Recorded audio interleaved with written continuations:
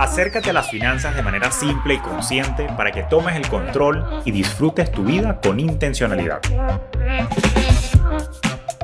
Soy Julio Cañas y esto es Despierta tus Finanzas Podcast.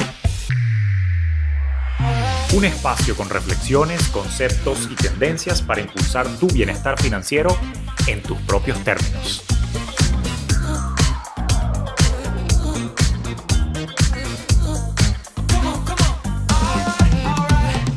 ¿Qué tal? ¿Cómo está la vaina? Te doy la bienvenida a otro episodio de Despierta tus Finanzas Podcast y bueno, muy feliz acá porque naturalmente vamos con nuestra primera entrevista de este año 2022 y quiero arrancar bien reflexivo porque tenemos 12 meses por delante en lo que yo creo que tenemos que trabajar con un poco más de intencionalidad. Como bien sabes, una de las críticas sociales que yo fuertemente he hecho en todos mis programas y naturalmente a lo largo de este episodio es cómo nos dejamos llevar por la corriente, cómo nos dejamos llevar por el dogma impuesto no solo por la sociedad, sino también por nuestros seres cercanos que tratan de imponer sus, digamos, conceptos de bienestar y felicidad y que siembran una suerte de presión en nosotros y nos llevan a tomar decisiones no solamente de vida, sino también financieras que no necesariamente son coherentes con nuestra convicción, con nuestros valores, con nuestros más profundos deseos y nuestras preferencias. Y es por eso que yo creo que la invitación acá es al estar presente, al explorarnos un poco más, tal como lo hacemos en nuestros programas y en otros episodios. Pero hay una frase que me marcó precisamente hace mucho tiempo, que es el de volver a mí y darme los espacios justamente para yo poder reflexionar qué es lo que quiero hacer en la vida. Pero la verdad verdadera es que vivimos en un mundo tan acelerado, donde si bien es cierto que el único factor constante es el cambio, el otro factor constante, que no he comentado a la fecha, es que también estamos como dormidos. Y es por eso que la invitación es al despertar, no solamente de tus finanzas, sino también de tu conciencia, para que puedas de alguna manera conectar con tu esencia y que te permita de una vez por todas vivir tu vida en tus propios términos. Es por eso que hace unos cuantos años, cuando me encontraba yo sumido en mis propias depresiones, en mis propios ciclos reflexivos, para salir de aquellas calamidades que viví, que ya te contaba en otros episodios, salí a buscar respuestas. Y en mi búsqueda de respuestas tuve la dicha de conseguir con una persona que no solamente es autor de ya más de 14 libros, sino también conferencista y que por supuesto transmitía una serenidad en un acento muy simpático, pero a la vez con una profundidad tal que por supuesto no podía llamarse de otra manera que Julio. Y así es que por eso tengo hoy justamente de invitado a mi queridísimo Julio Bebione. Julio, bienvenido, tocayo, a Despierta tus Finanzas Podcast. ¿Cómo estás? Bien, encantado de tenerte acá. De verdad que ante todo, gracias por tu tiempo. Gracias por existir. De verdad que gracias por lo que escribes, gracias por lo que haces. Disfruto mucho cada pieza que sacas en el Instagram, donde sigo de cerca tu contenido.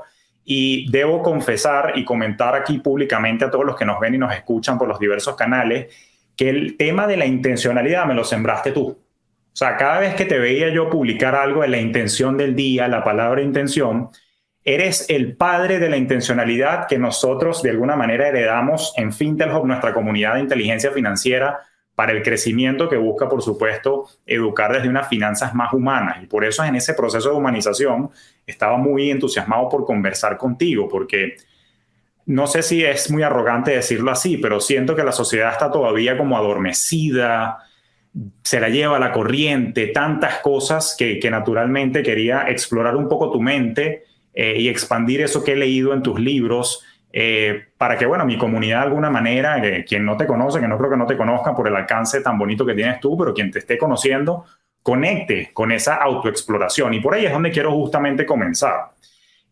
Yo siento que la sociedad de alguna manera, lo ves mucho en redes, Julio, que te impone una suerte de concepto de éxito financiero, una suerte de manera de cómo tienes que demostrar tú el éxito, el carro, el yate, el avión, la marca, la hualla de oro, etcétera, etcétera. Pero todo está depositada, toda esa fe se deposita en pertenencias, en cosas, y a veces yo siento que es más tratar de demostrar tu valor con lo que tienes y no con lo que quieres. Entonces, la gran pregunta con la que arranco es, ¿cómo vuelvo a mí? ¿Cómo logro conectar con las cosas que en verdad me llenen? Porque es que esto tiene una consecuencia catastrófica desde el punto de vista financiero y, por supuesto, de vida en general. ¿Cómo empiezo a prestarme más atención a mí y menos al entorno? Buscando una manera más simple de responderte y que sirva de respuesta y reflexión, te diría que habría que pesar, a las cosas habría que pesarlas. Y todo lo que nos pese más de lo que podemos sostener, reconocer que no es para nosotros. Y ese peso no tiene que ver con el peso físico, que es como se mide la materia, pero con lo que nos pesa a nosotros. Porque te aseguro que muchas de las cosas que nos pesan son las más caras o las que más hemos gastado para comprarlas.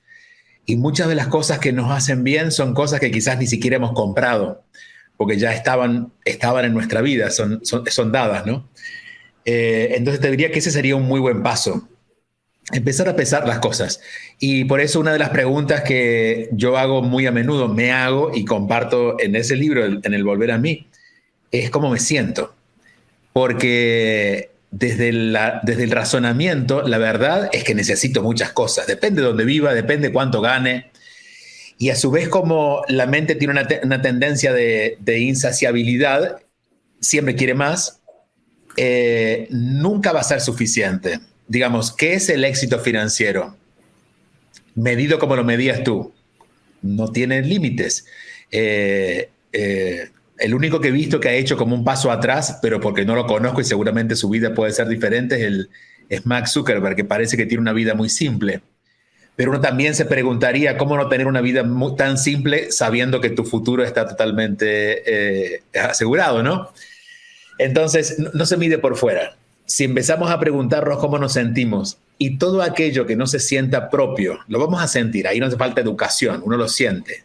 Que te pese, que te enoje, que te entristezca, que te aburra, lo vas de a poquito sacando de tu vida, o al menos aprendiendo a decir que no incorporándolo. Y en un término de un tiempo, 2, 3, 4, 5 años, nuestra vida se transformará porque estaremos presentes en todo lo que nos pasa.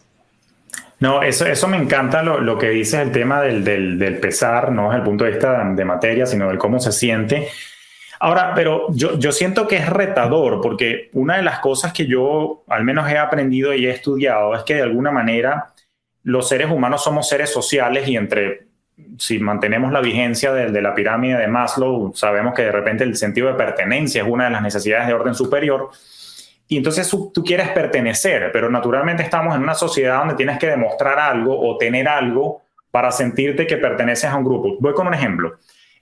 Ahorita tengo un hijo a la fecha de grabación de este episodio que tiene 14 y noto que tiene una cierta fijación, por ejemplo, y con unos tipos de zapatos que no les voy a hacer publicidad, y es porque todos sus amiguitos lo tienen, entonces se siembra en él una necesidad de querer tenerlos para poder pertenecer y sentirse cool, sentirse que forma parte de ese grupo en el que anda en la misma onda, ¿no? Naturalmente, y para mí esto es un reto porque como Julio Finance, que también trata de trabajar los temas de finanzas de una versión holística, es como complejo, pero ¿cómo trabajamos esa necesidad justamente de que, bueno, que hay cosas que de repente me pesan, pero también siento que me pesa el no pertenecer? ¿Qué hago? ¿Ante qué cedo? O sea, lo veo como complejo el proceso mental. A diferencia de lo racional, los mundos internos no son en blanco y negro. Okay. Tampoco son grises, no tienen colores, tienen como estados, ¿no? Okay. Entonces, claro, en ese caso te diría, ¿qué es lo que te pesa? Porque amar a tu hijo no te pesa. Lo que te pesa no es que tu hijo quiera esos tenis. Lo que te pesa es que como Julio Finance hay un juicio que tienes hacia ti mismo que dices, yo no puedo ser un padre permisivo en estas cosas porque mi personalidad dice que esto no lo puedo permitir. Quizás si no me dedicara a finanzas estaría bien, pero como yo que me dedico a finanzas voy a permitir que mi hijo... Ok, eso es lo que te pesa. No te pesa que tu hijo quiera esos tenis, porque que tu hijo quiera esos tenis es natural a la edad que tiene. Si tú quisieras esos tenis, sí que te pesaría, porque habría algo, digamos, el ser humano hace un camino, y eso es un poco la adolescencia, hacia afuera, para después en la madurez empezar a volver así. Digamos que es necesario perderse para encontrarse. Si un muchacho joven viviendo en una sociedad consumista no desea consumir, y algo debe estar pasando, tendrá pena, tendrá complejos, lo natural es que quiera consumir. Pero ¿qué hace el padre? Le ayuda, por ejemplo, a entender la intención. ¿Para qué lo quieres? ¿Para qué te sirve? Incluso le puedes ayudar a que no se compre los mismos tenis, preguntarle si de verdad son esos que quiere o a lo mejor otros, porque a lo mejor quiere otros tenis, unos tenis que quizás tengan otros colores, también ir encontrando su propia tonalidad en qué consume. Pero yo creo que por eso es tan importante entender que me pesa. Nunca te pesa el que tu hijo esté haciendo eso, sino lo que nos pesa es cargarnos de una responsabilidad que no tenemos. Tratar de ser un padre perfecto, tratar de ejercer el rol de una manera extra consciente cuando en realidad no podemos ser tan conscientes. Somos humanos y la conciencia, te diría que la conciencia aparece después del error. Es como que me equivoqué, hago conciencia. No es que por hacer conciencia no te vas a equivocar. Quizás en la segunda vuelta no te equivocas, pero necesitas del error para equivocarte, ¿no? Entonces, por eso también de jóvenes necesitamos equivocarnos, necesitamos enamorarnos de alguien que no se enamora de nosotros para vivir esa crisis. Necesitamos tener los mejores tenis para darnos cuenta que igual la chica que queremos que esté con nosotros no va a estar. Pero ese desarmarse necesita que uno salga al mundo. Y él está haciendo ese camino. Pero en ese caso, renunciar a ser el padre consciente que eres y ser un papá posible. Creo que te ayudaría mucho. No, me encanta. Gracias por ese consejo que me deja. Ahora, acabas de decir algo que me llamó la atención y que quisiera hacer doble clic o zoom en una idea allí. Porque fíjate que, por ejemplo, y esto pareciera que se está tornando más bien en una terapia hacia mí que otra cosa, pero fíjate, por ejemplo, yo que comparto mucho conocimiento financiero basado en lo que te conté en una oportunidad de que, bueno, pasé por un proceso de estrés, me enfermé, todo esto, y por supuesto una de mis motivaciones ha sido tratar de evitarle a mi comunidad pasar por unos eventos de estrés tan complejos que termines luego somatizando en enfermedades físicas. Además de que creo en la libertad y es lo que me mueve. Pero acabas de decir algo que me mueve un poco la alfombra. Sí. Ajá. No puedes salvar a tu comunidad que comete errores. Lo que puedes es ayudarles a partir de tu experiencia a que cuando cometan el error entiendan por qué pasó y sigan adelante. Tampoco puedes hacerlo con tus hijos. Esta es la idea de un padre responsable pero no posible. Quiere que a tus hijos no le pasen cosas. Correcto. A tu hijo le van a pasar cosas.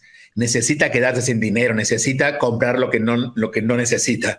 Necesita vivir todas sus crisis, pero ¿cuál va a ser la diferencia? Que tú vas a estar al lado. Ese es el papá. El papá no evita, el papá acompaña. Okay. Y tú con tu comunidad, con las personas que instruyes o que educas, las acompañas. Mira, la prueba es esta. A ver. La cantidad de libros que se han escrito, incluso carreras universitarias, instituciones de educación que se han escrito con lo que tenemos que hacer en el mundo para no fallar, deberíamos tener una sociedad sin fallas. Pero no es por la educación, es por la conciencia. Y la conciencia no se crea en saberlo antes. La conciencia se crea al cometer el error o a vivir la experiencia, sacar la sabiduría que eso trae. Por eso hay mucha gente que es muy instruida, pero muy bruta, muy torpe. Y hay mucha gente que con poca instrucción ha hecho de sus vidas y si vamos a los éxitos, no solo financieros, a los éxitos más notables a nivel de proyectos que han pasado por la humanidad y dejado huella, son personas que se han animado a partir de sus propios errores a crear un camino, no los mejores egresados de la universidad. Claro. Esos se transforman en empleados de esta gente, porque además al pasar por la universidad pueden ser muy buenos obedeciendo, pero no se desafían a nada nuevo. Sí, eso es un punto y es una de las cosas que yo he estado tratando también de cuestionar últimamente y que, por cierto, de cara al futuro es algo que yo creo que probablemente me inquieta porque vengo acoplado a mi realidad. Pero, por ejemplo, yo me pregunto, ¿qué irán a hacer mis hijos? O sea, irán a estudiar en una universidad, irán a estudiar un oficio, porque el mundo está cambiando tanto y coincido con lo que dices tú. O sea, la universidad nos da de alguna manera cierta estructura, pero todo el sistema educativo, tal como lo conocemos, que viene de la era prusiana, es simplemente para crear población obediente. Yo también critico mucho eso, pero así como lo critico, te confieso también que yo tengo un miedo interno, pero ¿qué hago? Le digo a mi hijo que no vaya a la universidad, o sea. No, lo que tienes que, en principio, empezar a escuchar a ver qué es lo que tu hijo quiere. Claro. Porque no se trata de que él se libere a través de ti, se trata de que él viva su experiencia. Tengo una amiga que tiene un hijo más o menos de tu edad, y el hijo es más conservador que la madre. La madre quiere que el hijo sea, y el hijo quiere hacer su carrera universitaria, tiene unos planes de vida, quiere tener familia, Y claro, tiene que ver con los destinos individuales. Entonces, no se trata de que tú quieras que lo mejor que tú quieres para tu hijo sea lo que sea tu mejor. El mejor de ellos va a ser de ellos. La tarea del padre en este caso es ir investigando cuál es su mejor para acompañarlo a que llegue a ese mejor. Pero eso en cuanto a lo individual, Sí. a lo masivo, yo diría que si bien ya está ocurriendo, en los próximos, diré 10 años, vamos a ver desaparecer, así como las religiones en sí están desapareciendo y hay mucha espiritualidad, pero no tanto religiosa. La Claro. prueba es la Iglesia Católica, que tiene cada vez menos seguidores, como tal, como institución, ¿no? Que van a misa, que hacen todos los rituales. Lo mismo va a pasar con las universidades. Todavía, por una exigencia del sistema laboral, es que la gente va a la universidad. Porque en realidad la gente, la mayoría, que los muchachos que van a la universidad, van a buscar una razón para tener un buen salario. Pero el día que los salarios sean pagos al que tienen las mejores ideas y no las mejores notas, veremos si la universidad dura. Y eso lo vamos a ver cambiar. O quizás la universidad se transforma en algo diferente, se flexibiliza, ¿no? Sí, no, yo lo estoy viendo y yo sigo muy de cerca a los profesores más vanguardistas en algunos ramos y que piensan un poco fuera de la caja, y casualmente sigo mucho a uno que da clases de mercadeo en la Universidad de Nueva York. Se llama el profesor Scott Galloway, y él habla más o menos en ese tono que dices tú, que inclusive él dando clases en NYU, en la Universidad de Nueva York, él dice que las ve desapareciendo si no se adaptan, más o menos por las mismas razones que tú dices. Y de hecho, si tú lo ves, ya hay muchas empresas que de alguna manera están mandando ya la señalización que no contratan por título universitario, sino por habilidades, tanto blandas como duras, y capacidad digamos, de adaptación y de cambio. O sea que si eso se sigue acentuando como tendencia, yo también vaticino lo mismo que tú, que a la vuelta de unos 10 años ya la cosa es otra. Lo que no significa que no haya procesos educativos, lo que va a cambiar es la forma de educarnos. Forma, claro. Necesitamos el aprendizaje de cierta información que nos va a ayudar a discernir mejor el mundo, pero eso es lo que está cambiando. Yo el año pasado, y ahora estamos camino a la tercera promoción, comencé con una escuela, que la palabra escuela es antigua, pero no encontré otra forma de definirla. Claro. Que se llama Escuela de Inteligencia Espiritual, que son 9 meses, y fíjate que no leemos libros, no hay clases como tal, lo único que hacemos es compartir experiencias. Es decir, yo planteo experiencias y a partir de la experiencia individual vamos sacando la información. Digamos que tú no lees lo que Bebione dijo, sino que Bebione te guía a que tú encuentres lo que tú lees de tu vida y tú creas tu propia forma de entender la vida. Okay. Y creo que la educación en general va a ir por ahí. No que hay unos parámetros para entender las finanzas, sino que a partir de ciertos parámetros tú vas a entender tu manera de mirar las finanzas, otra persona va a tener otra manera,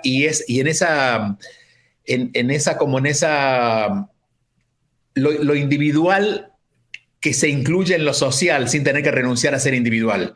No porque tú seas un licenciado en finanzas vas a seguir unas líneas, no porque seas un médico vas a seguir lo que la medicina tradicional dijo, sino que a partir de lo que aprendas vas a ir encontrando tu camino. Creo que ese va a ser el puente hacia una nueva educación que ya no sé cuál será dentro de 50 años, si existe como tal. Sí, eso me gusta porque me recuerda un poquito las metodologías de estudio grecas que se basaban más que todo en razonamiento deductivo, más que fórmulas, memorización, que yo eso siempre se lo he criticado al sistema educativo tradicional, porque naturalmente te obligas a memorizar y no a razonar. Ahora, me quiero desviar un poquito hacia la derecha, porque fíjate que acabas de mencionar una serie de cosas que detonan en mí una pregunta y que estaba curioso por saber tu opinión. Entiendo que está cambiando el sistema educativo, entiendo que hay ciertas presiones sociales, paradigmas viejos, pero particularmente esta era que estamos viviendo, en la que estamos grabando este episodio, ha venido con una suerte de huella emocional que nos dejó esa llamada pandemia, ¿no? Donde particularmente se movieron prototipos y arquetipos de trabajar, estilos de operar, inclusive muchos pasaron por esa trillada palabra reinvención. Y en algunos casos, muchos se sintieron desconectados y a la deriva con falta de propósito. Y aquí es donde te traigo una pregunta, porque quiero saber mucho qué opinas tú al respecto. Este tema del propósito, este tema del Ikigai, que por cierto yo utilizo mucho ese concepto, pero a veces me siento que hablo desde el privilegio de que yo tenía claro desde hace tiempo qué quería hacer. Pero a veces me siento un poco culpable de, sin querer queriendo, tener la mala capacidad de quizás sembrar un poquito de ansiedad en la gente, que todo el mundo tiene que saber cuál es su propósito y frustración. ¿Qué piensa Julio del tema del propósito? ¿Se consigue, se construye, te lo mandan los dioses? Bueno, no, en principio tiene que ver con el alma. El alma. Y te lo voy a explicar desde mi punto de vista de una manera muy técnica. Sí. Lo que a ti y a mí nos da vida y me permite estar generando a través de mi cerebro palabras, emitir sonidos, tener energía que permite esta comunicación. Lo que eso ocurre gracias al alma. Si el cuerpo no tuviera un alma, no tendría vida. Si le retiro el alma al cuerpo, que es lo que se llama muerte, el cuerpo caería. Por lo tanto, la razón de tu vida no está relacionada con tu cuerpo, con tu mente, tus emociones, sino con eso que le da vida al alma. Entonces, y lo voy a poner en términos un poquito más técnicos todavía. Si tú tienes el sueño de un negocio, el sueño del negocio es lo que le da vida al negocio. Luego te buscas un gerente y un equipo, pero lo que hace que ese negocio tenga vida es ese sueño. Si no, hasta las mismas franquicias hay un sueño que lo sostiene. Si el sueño no está, no existe. Nuestro destino es nuestro sueño, el sueño del alma. El cuerpo, la mente, las emociones son los administradores. Entonces, ¿cuál es el error que hasta ahora como humanidad, en la mayor parte de la humanidad hemos cometido? Dejar que el administrador se haga cargo del sueño. En el momento de definir qué quiero hacer, qué quiero estudiar, dónde quiero estar, dónde quiero vivir, sacamos cuentas y decimos, bueno, me conviene esto, me conviene aquello, me conviene aquí, no me conviene esto. Cuando en realidad tiene que ver con el propósito del alma. Y el propósito del alma, como decía al principio, no se gestiona a través de la mente, sino a través de lo que sentimos. Okay. Aquello que se siente, vamos a poner en términos más prácticos, liviano, más cómodo, es lo que tiene que ver con tu destino, porque no te pesa, porque es tuyo, porque tú lo has elegido como camino de vida. Entonces, eso es una cosa, todos tenemos un destino que cumplir. Okay. El destino tiene que ver con experiencias que vivir y nosotros podemos administrar de ese destino que queremos hacer. Por ejemplo, si tu destino era el don de poder ver con claridad números y fórmulas para ser explicadas a la gente, porque es lo que te apasiona, vamos a llamarle finanzas, puede que tú no hubieras elegido obedecerlo como tal. Y puede que tú te hayas quedado, no sé, ¿tus padres qué hacían? Mi padre, por ejemplo, era perito agrónomo y mi mamá doctora, es médico. Imaginemos que, siendo más maternal, hubieras estudiado medicina. Aún cuando tuvieras pacientes que te dicen, doctor Julio, usted siempre acierta, porque además debe haber sido súper estudioso porque se comió todos los libros, siempre estarías pensando en poner una clínica, no en atender a la gente. Okay. No puedes escaparte de tu destino. El destino, ¿cuál es la ansiedad que tenemos los seres humanos mal enfocada con el destino? Es que en vez de preguntarnos para qué vine, empezamos a preguntarnos, ¿y qué me gustaría hacer? Entonces, claro, empezamos a probar y a tirar tiros para todos lados. Y lo más grave de esto en una sociedad consumista es que empezamos a mirar nuestro destino en función de lo que ya está hecho, en función de carreras, en función de caminos realizados. Wow. Y a veces lo que vinimos es a romper el patrón. Yo, por ejemplo, reconozco que mi don desde siempre fue la comunicación. Okay. Pero nunca quise, en principio, yo estudié comunicación social porque tenía que hacerlo, pero rápidamente olvidé lo único que me recordaba en algún momento porque noté que no iba a ser útil. Pero nunca me he quedado en ninguno de los roles. Yo escribo, pero no soy escritor. Doy conferencias, no soy conferencista. Trabajo en la radio, pero no soy periodista. Pero a su vez puedo hacer todo eso, porque lo que define el alma detrás de eso es el comunicador. Ahora, si yo fuera un poquito más maduro, como mucha gente me dice, Julio, ya tienes 50 años, tienes que madurar y definirte. ¿Qué es lo que quieres hacer? No, yo voy a hacer muchas cosas porque voy a ir a hacer lo que sea y no sé qué haré dentro de 10 años. Pero claro, a veces buscando nuestro propósito decimos, bueno, yo nací para escribir, yo nací para... Y no necesariamente, porque son cosas del mundo, que eventualmente son profesiones. Lo que vinimos aquí es a ofrecer nuestros dones. Y tenemos la posibilidad en nuestro camino de vida de ir eligiendo cómo ofrecerlo. Y ojalá lo ofreciéramos de muchas maneras. Y lo ideal y más sano, creo yo, es que por cada década generáramos un cambio, porque uno va encontrando otras maneras y también uno tendría que adaptar el servicio que da a partir de lo que va sintiendo, ¿no?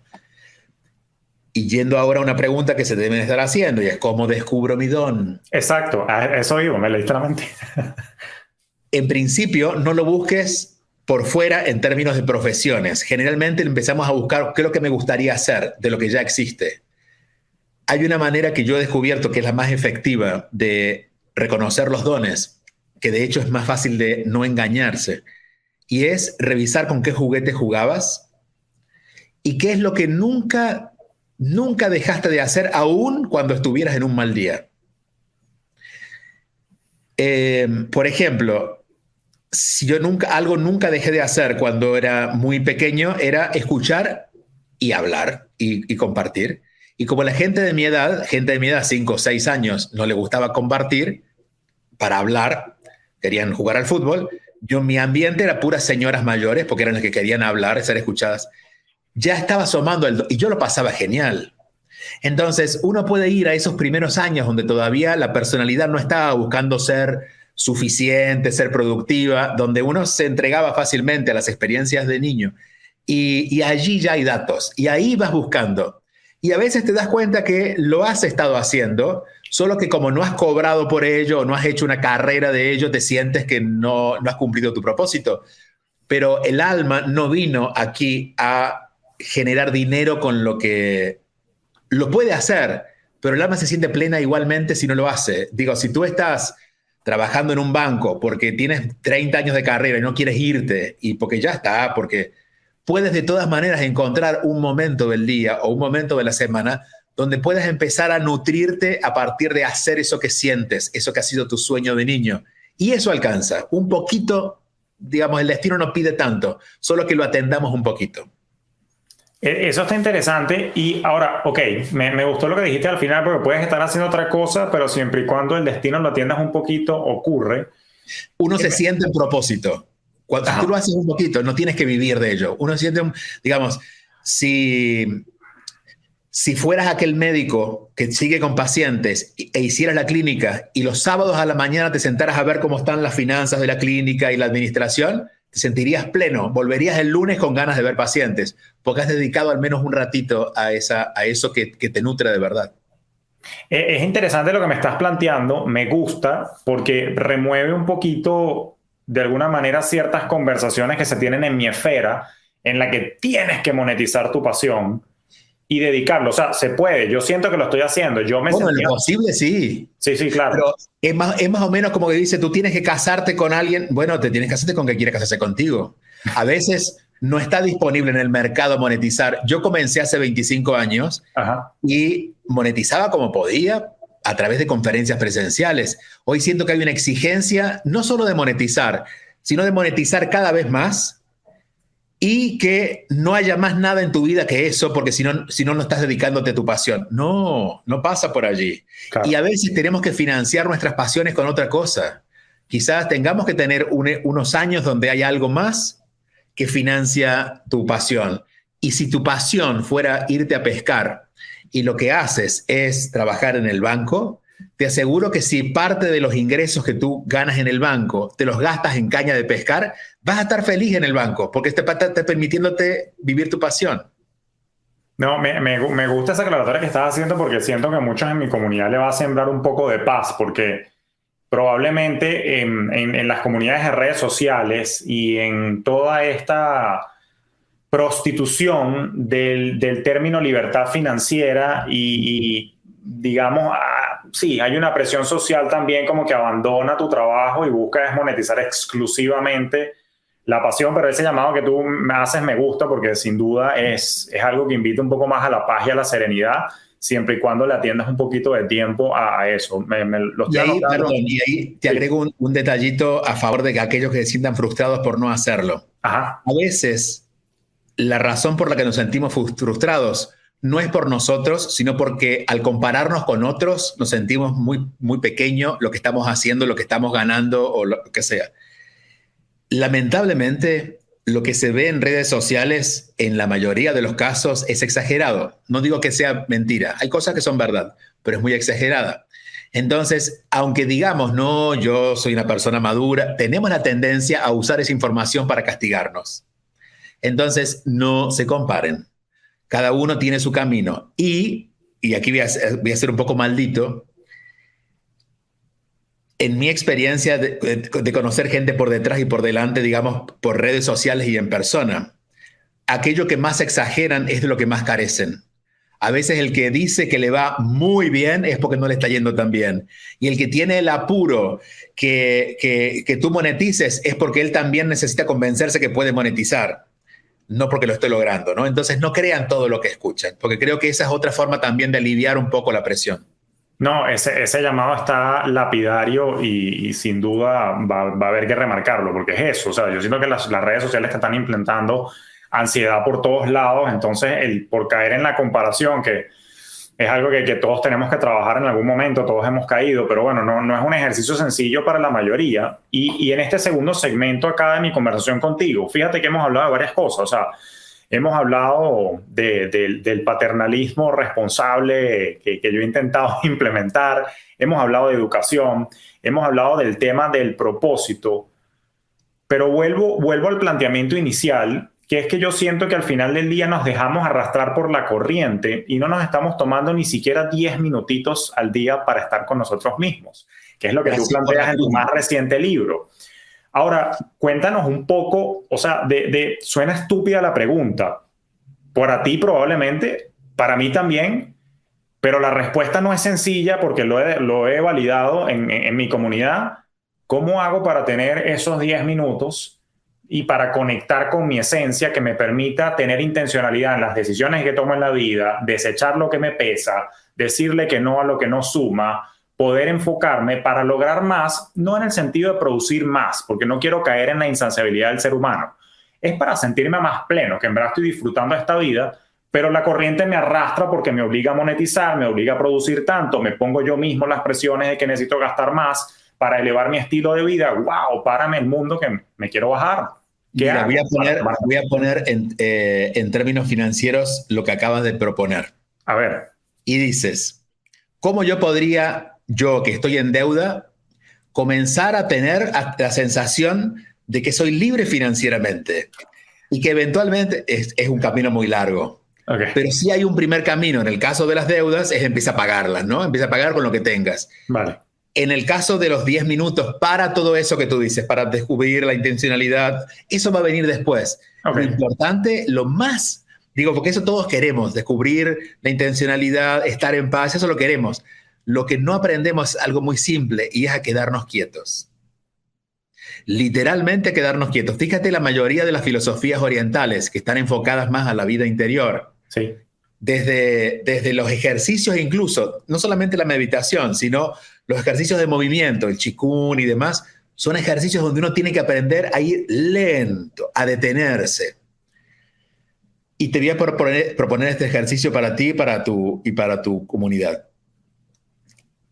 No 10 minutos, que puede ser una eternidad, pero empecemos 1 minuto a sentarnos, a soltar el teléfono, a sentarnos, a cerrar los ojos y aguantar la resistencia que va a tener el cuerpo de querer salir haciendo cosas.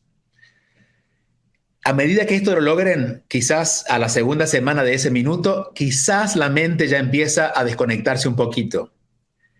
Pero fíjate que el cuerpo lo va haciendo solo, porque es natural. Lo natural del ser humano no es estresarse, es estar tranquilo. Entonces hay que de alguna manera empezar a crear esas condiciones. Y la principal condición es aquietarse. Aquietar el cuerpo, quedarse quieto, obligarse a quedarse quieto, atarse de alguna manera a la silla. ¿Qué va a ocurrir? Una vez que implementes esta manera de aquietarte, solo físicamente al principio, un poquito más mentalmente después, lo que va a ocurrir es que vas a encontrar más propósito. Porque vas a decir, ¿qué hacía yo conversando con este tipo 2 horas si ni siquiera me cae bien? ¿Por qué me compré este libro si ni siquiera me gusta? ¿Qué ganas tengo de ir a tal lugar, pero hace como un mes que no voy? Esto se empieza a ordenar una vez que nos dedicamos más tiempo a quedarnos quietos. Fíjate, porque si no, lo que suele ocurrir, y esto es como un preaviso de que puede llegar a pasar, es que si nos aquietamos para cumplir un propósito, o si hacemos meditación para encontrar la intencionalidad, nos agregamos otro trabajo al trabajo que ya tenemos y nos frustramos el doble. Entonces dice, no, yo me pasé 10 minutos, pero no sé por qué, cuál es la verdadera intención de... No, no, cállate y quédate quieto. En la quietud, otro ejemplo son los monjes. Fíjate lo que los monjes en su momento, buscando este camino de propósito espiritual o de propósito de vida, hacían. Se separaban un poquito de la sociedad, es decir, tomaban distancia, trataban de no caer en ningún tipo de código comercial, toda la misma ropa, lo básico para comer y dormir, y el tercer elemento hacían silencio. Y el silencio hacía que todo apareciera. Entonces yo diría que no tenemos que ser monjes, pero el detenernos. Si cerramos los ojos, el mundo desaparece. No tenemos que irnos a un convento, pero tú cierras los ojos por un minuto. Al principio, insisto, va a ser resistencia a las ganas que va a tener el cuerpo. No vamos a ver cuán controladores somos hasta que intentemos hacerlo. Porque vamos a querer agarrar el teléfono otra vez. Pero obliguémonos a quedarnos, aun cuando el cuerpo quiera salir otra vez, pararse, me detengo un minuto. Y verán que van a empezar a ver resultados si lo hacen consistentemente. No, me gusta y mientras escuchaba tu explicación y descripción de la sensación en las primeras de cambio, donde uno trata de quedarse tranquilo, es difícil y me veo relacionado con ese ejemplo porque, claro, yo lo he estado practicando, tratando de conectar un poco más con la quietud y el disfrute, pero recientemente leí un libro de La Sociedad del Cansancio, ¿no? Donde justamente lo que se vende y lo que se exalta es le llaman mucho acá en Estados Unidos el hustling, ¿no? El dale, tienes que estar produciendo. Productividad, 50 actividades en 3 minutos. El pomodoro, nada más 5 minutos, pero es para que camines y te pares y no sabes, no te duele la espalda, pero sigue trabajando y dale, que es la única manera. E incluso en los placeres, hemos aprendido a cocinar rápido. Por ejemplo, a mí, digo, me entretiene porque trato de entender, a mí me entretiene todo porque lo trato de entender como, ok, aprendo lo que está ocurriendo en el mundo. Sí. Pero me parece una locura que se esté intentando cocinar en un minuto. Mira los huevos, pon la manteca. No, o sea, no destruyamos lo único que nos queda, que es el placer de comer, de sentarnos a la mesa, de cocinar, de vivir la experiencia de todo lo que involucra. Entonces, claro, y es cierto, el mundo va por allá, pero yo soy parte del mundo, pero yo soy Julio Bebione y decido qué quiero hacer en mi mundo. Y yo creo que eso es fundamental, porque si no vamos a quedar en esto de que siempre va a haber una buena excusa. No, el mundo es así. Vivo en Estados Unidos o vivo en Venezuela, de acuerdo a las condiciones que vivo, sufro por eso, en este caso opuestas, pero dentro de ese mundo, que es el mundo que yo quiero crear para mí. Y tomar esa responsabilidad de individualidad creo que es fundamental, porque si no, siempre tendremos una buena excusa, siempre. Cuando no es el mundo, va a ser tu pareja, va a ser tus hijos, va a ser tu edad, pero siempre va a haber algún elemento que te va a permitir decir, bueno, no puedo hacer más, es así, uno vive estresado por la edad que tiene, porque es padre, porque vive en Estados Unidos, y no, tú puedes elegir hacerlo diferente. Wow, sí, es que me pusiste a pensar y además que me tocaste una fibra sensible porque evidentemente dijiste Venezuela y Estados Unidos, yo soy de origen venezolano como tú bien sabes, y es verdad, o sea, yo conozco muchos coterráneos y te debe pasar a ti también y de cualquier latino que esté acá, que alega que en su país estaba muy estresado por las condiciones de ese país, por los vaivenes sociopolíticos que ya conocemos, pero que cuando se mudan a Estados Unidos buscando el cambio y supuestamente más tranquilidad, en verdad nunca consiguieron la tranquilidad, porque entonces ahora hay otro tipo de estrés, pero estrés al fin, y más cortisol y palo para ese sistema inmunológico. Y porque, y esto es importante entenderlo, el estrés, esto seguramente lo habrás repetido tú muchas veces, el estrés no viene de afuera, el estrés se genera en mí. Sí. Entonces, no importa dónde estoy, si estoy estresado es mi responsabilidad. Yo no estoy estresado porque vivo en Estados Unidos o estoy estresado porque vivo en Venezuela. Estoy estresado porque no entiendo cómo lidiar con la realidad. Debo aprender a lidiar con la realidad. Y en principio debo empezar a lidiar con mi realidad. A veces, por ejemplo, no es lo que pasa en el mundo, son mis miedos que me detienen. Entonces tengo que lidiar también con mis mundos internos, hacer ese trabajo de volver a mí, de autoconocimiento, de buscar un poco adentro de mí, que si quieres podemos irnos por ahí.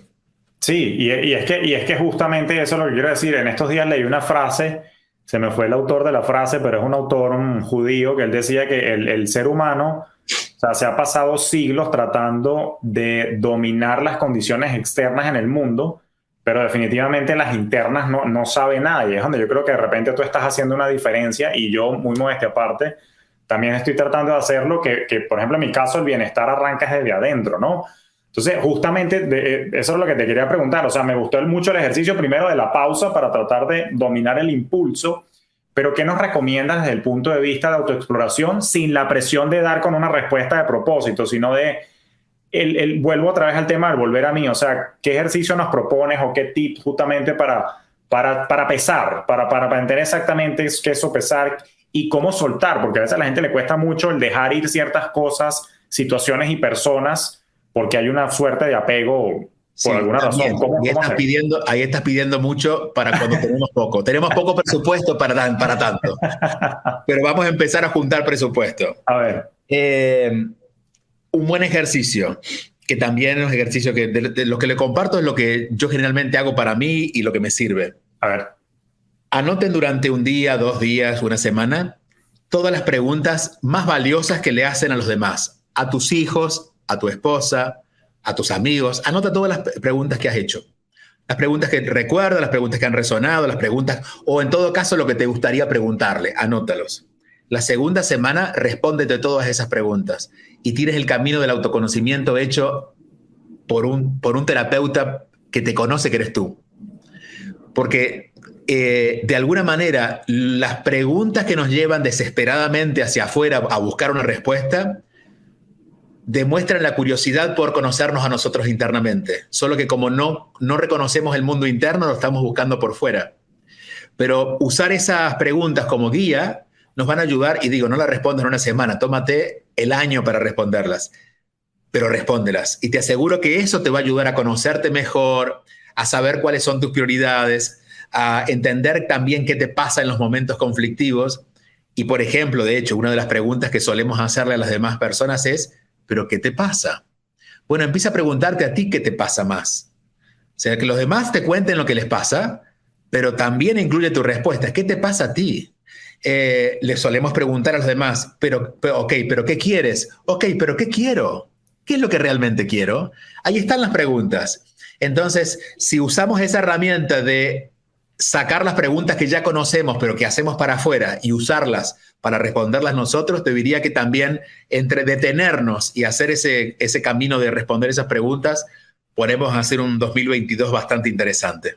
No, eso me encanta. Y ya una última pregunta para ir cerrando ese segmento, porque sé que el tiempo apremia y bueno, agradezco toda tu cordialidad. Fíjate una cosa.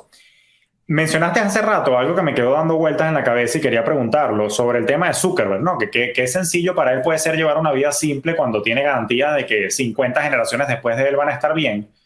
Y a veces me pregunto yo, Julio, si yo mismo, que estoy en una posición relativamente cómoda, ¿ok?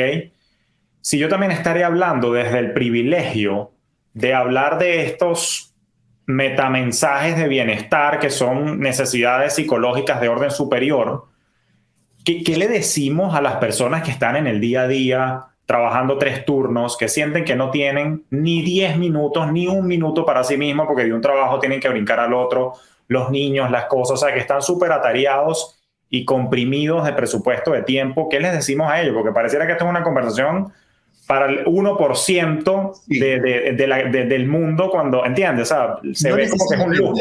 No necesariamente, porque si algo nunca haré, será separar a las personas de acuerdo a sus circunstancias. Yo creo que las personas somos personas y tú hablas de lo que hablas, desde donde hablas, porque ese eres tú. Sí. Tú no puedes hablar de las carencias que no tienes ni de la prosperidad que no tienes. Ese eres tú. Hablas desde tus miedos, de tus certezas, ese eres tú. Sí. Entonces yo te diría que cada uno va a encontrar respuestas diferentes, pero es necesario que hagan lo mismo. Que si tienen 3 trabajos y no tienen 1 minuto, es mentira. Okay. Quizás a veces, y digo, yo he pasado por épocas de mi vida, en mis 20, donde he tenido 3 trabajos. Pero aún así, porque en aquel momento había algo ya despierto en mí, me dedicaba, por ejemplo, cuando llegaba a dormir, mi último momento antes de dormir era para repasar realmente qué había hecho ese día, qué no me había gustado, qué no me había gustado de mí. Lo podemos hacer. Y aquí esta es una sugerencia que tiene un lado que puede ser cómico, pero es real, y es usamos las horas que vamos al baño. Seamos pobres, seamos ricos, tengamos 3 trabajos o tengamos un solo trabajo, seamos jefes o empleados, todos vamos al baño. Eventualmente hacer las 2 cosas, pero lo que más hacemos es pis, lo que más hacemos es lo segundo, lo que menos hacemos es lo segundo, pero eventualmente lo hacemos. Ese instante de encerrarte en el baño, de tener el privilegio que hay una puerta entre el mundo y tú, que puedas incluso estar sin tener que ocuparte en qué vas a hacer porque el cuerpo lo sabe hacer. Soltemos el teléfono, cerremos los ojos y mientras el cuerpo hace lo que hace, preguntémonos estas preguntas que nos veníamos haciendo. ¿Qué me pasa? ¿Qué necesito? ¿Qué otra cosa quiero hacer? ¿De qué estoy realmente harto? ¿Qué es lo que puedo cambiar? Y claro, esto mismo será respondido de manera diferente para el que sufre, a diferencia del que está alegre, del que está en Venezuela al que está en Estados Unidos. Pero detrás de todo eso hay un ser humano y ahí sí que no podemos irnos de la línea de victimizarnos porque hay unos que los pasan peor que otros. Hay gente que la pasa mucho mejor que tú porque tiene más dinero, pero quizás está viviendo una situación con su esposa que es trágica. Entonces, no sabemos, no podemos prejuzgar a que hay gente que lo pasa peor. Desde nuestro lugar, sabemos que hay gente que lo pasa peor, a esa gente intentamos acompañar, pero reconocer que en ellos está la posibilidad de cambiar lo que no quieren también es desde nuestra parte. Jesús no hacía milagros porque era un mago. Jesús hacía milagros porque reconocía en el enfermo al Hijo de Dios que él había descubierto antes que él era. Entonces, si yo te miro con tu potencial, yo te despierto. Ahora, si yo te miro como el pobrecito que está en tal lugar y que tiene 3 trabajos, pues no, lo único que puedo hacer es lamentarme contigo, pero no hacemos nada. Ni yo lo paso bien, ni tú lo pasas bien. Y no significa no ser solidarios o compasivos, sino empezar a ver la grandeza del otro y no quedarnos con lo poquito que a veces nos muestran. Hay personas muy victimistas. Mira, a mí me pasa que, claro, por mi trabajo, la mayoría de las personas que llegan a mí son personas que no están felices. Porque la persona que está feliz ni se le ocurre escucharme, ¿verdad? Entonces, digamos, mi mercado es de gente que está conflictuada. Y esto se lo comparto sobre todo en la escuela a los muchachos cuando aprendemos a acompañar a otros, y es no crean en nada de lo que te digan cuando están con dolor. Porque el dolor magnifica una historia que no es verdad, y ellos la están creyendo, pero tú no seas cómplice de esa mentira. Entonces, si alguien me dice, no, porque yo vivo en tal lugar, en tal país o en tal situación, no tengo trabajo, yo entiendo que son circunstancias, durísimo, pero yo no estoy dispuesto a irme con eso. Yo estoy dispuesto a ver en ti la posibilidad de que salgas adelante, de que consigas un trabajo que te pague por los 3, de que hagas lo que tengas que hacer. Quiero ver eso, ¿no? Entonces, yo creo que esto es fundamental, sobre todo del lugar en que nos ha tocado ponernos a nosotros, que es en mayor o menor grado ser vistos, ¿no? Que nuestro mensaje sea creíble para otros. Sí, y eso que dices es importante porque, claro, naturalmente pasa que en muchos de los países en donde probablemente tú y yo tenemos audiencia están pasando por unas situaciones particulares y sí, la gente o sea, te digo porque a mí me pasa, me escriben como que, bueno, Julio, pero eso tú que estás recomendando, eso no es posible para mí. Yo, oye, muy cariñosamente le contesto, sí es posible si tú te lo planteas, o sea, es que yo no sé cómo ganar en dólares. Bueno, pero si me estás escribiendo a mí por un teléfono inteligente y yo estoy sentado en Miami, tú estás en Buenos Aires, en Caracas o en Santiago, algo puedes hacer con tu talento para resolver. Pero sí, el tema de la victimización de verdad que es en mi ramo también lo he visto que es uno de los obstáculos más graves que hay en Latinoamérica. Y bueno, qué bueno que nos mensaje que el cambio. Vuelvo a insistir para no quedarnos en el lugar de odiosos.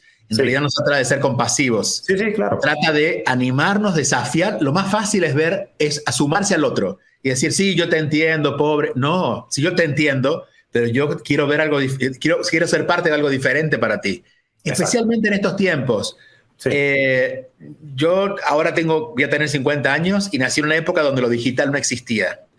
Tratar de comerme el mundo sin que existiera internet era pagar pasajes de avión. Carísimos en su momento. Hoy en día tú puedes estar donde quieras. Si tu sueño es ganar en dólares, busca la manera, pero lo digital lo permite. Yo necesitaba ahorrar dinero para comprarme algún libro para que me hablara de espiritualidad. Hoy está YouTube. Es decir, que los recursos están muy disponibles. Entonces, de verdad hay que ser muy perezoso o muy victimista para en estos tiempos creer que uno no puede. Wow. boom, o sea, soltaste el micrófono y ahí lo dejaste. Me encantó. Bueno, digo, ya que tenemos una audiencia que tiene hambre, vamos a comer juntos. Sí, no, totalmente me encanta eso y sí, definitivamente las oportunidades están allí, solamente tienes que tener hambre para ir a por ellas y no dejar que sea tu entorno quien te defina, sino de alguna manera me llevo muy de ti el tema de yo armar mi propio mundo, qué me pesa desecharlo y lo que quiero hacer después de una pregunta, que ya entendí que puedo de alguna manera meditar, si me permites llamarle así, sí. Lo puedo hacer incluso en el baño, así que no hay excusa para no hacerlo. Claro, de hecho está todo listo. Porque tienes el espacio, generalmente los baños son silenciosos, tienes la puerta, es decir, están creados, son los nuevos oratorios, los nuevos espacios de oración. Me río porque debo decir y confesar aquí públicamente que muchas de las mejores ideas han salido del baño, no necesariamente sentado en el trono, sino también a veces bañándome se me ocurren cosas. Claro. Y tienes razón, yéndome más a la parte en serio de esto que estoy diciendo, es verdad, es mi espacio. Es mi espacio para pensar y aislarme de las distracciones. Julio, no me resta más que de verdad agradecerte por tu tiempo, por tu sabiduría, por el trabajo. Bendigo todo lo que haces, todo lo que escribes, todo lo que comunicas. Gracias. ¿Qué te depara en los próximos meses? Cuéntanos algo de tus proyectos que quieras compartir, tu libro que acabas de sacar también recientemente hace unas semanas, 10 minutos para estar conmigo. Excelente, gracias también por mi copia dedicada. Cuéntanos qué más tienes, qué más viene por allí con Julio. Mira, te voy a contar lo que estoy haciendo, pero te voy a agregar algo y te lo voy a agregar antes de comenzar a hacerte la lista de las cosas que tengo haciendo. Este es el primer año en el que no sé, está como respuesta de muchas de mis preguntas. Okay. No sé. Entiendo que cómo van los tiempos algo acelerados y con tantas novedades, con lo cual implica estar muy flexibles para recibir lo nuevo, porque están ocurriendo cosas nuevas constantemente. Sí. Sería como hasta torpe en mi parte tener como un proyecto anual. No lo sé. Lo único que sé es lo que estoy haciendo. Y lo que estoy haciendo es, obviamente en redes sociales trato de estar lo más presente posible. Ahí me ayuda un equipo, así que en eso estoy respaldado, porque en un principio era mucho trabajo. Me han desgastado un poquito las redes también. Le he perdido el amor a las redes sociales. Entonces, lo tomo como un elemento de trabajo, no de placer. Es un espacio donde puedo llevar mi trabajo, ¿no? Una comunidad que es donde compartimos con una suscripción con personas con que trabajamos temas semanales.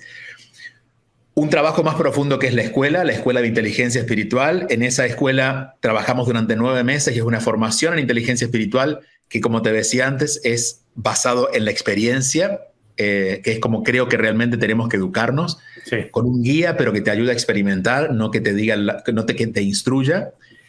Estoy trabajando desde hace algunos meses. Tenía un proyecto de radio con un podcast que era algo, si se dice, pequeño por tiempo, pero ahora me metí otra vez en el periodismo, y que es donde nos hemos encontrado y espero tenerte otra vez.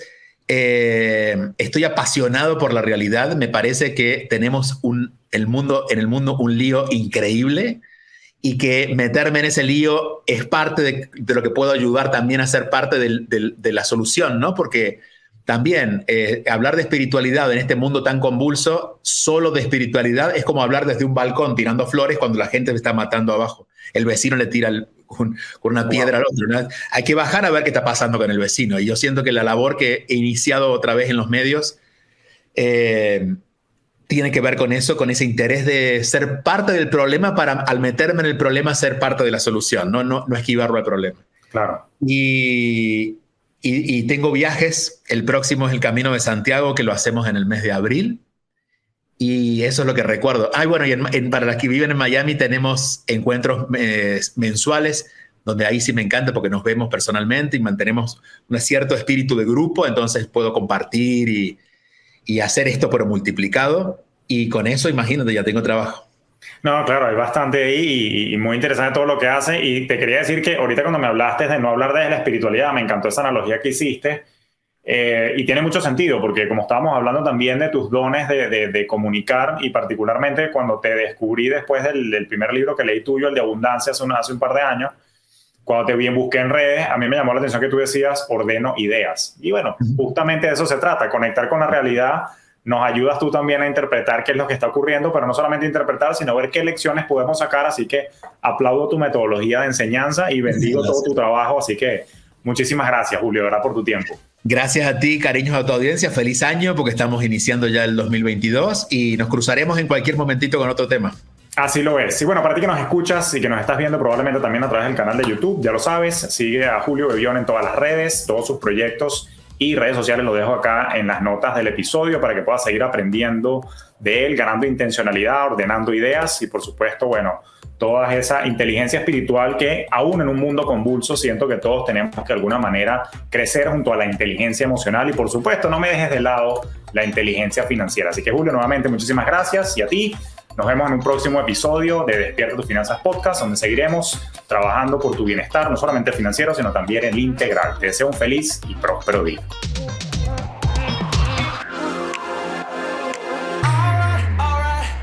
Esto fue Despierta tus Finanzas Podcast con Julio Cañas, un espacio presentado por Fintelhub para impulsar tu bienestar financiero en tus propios términos.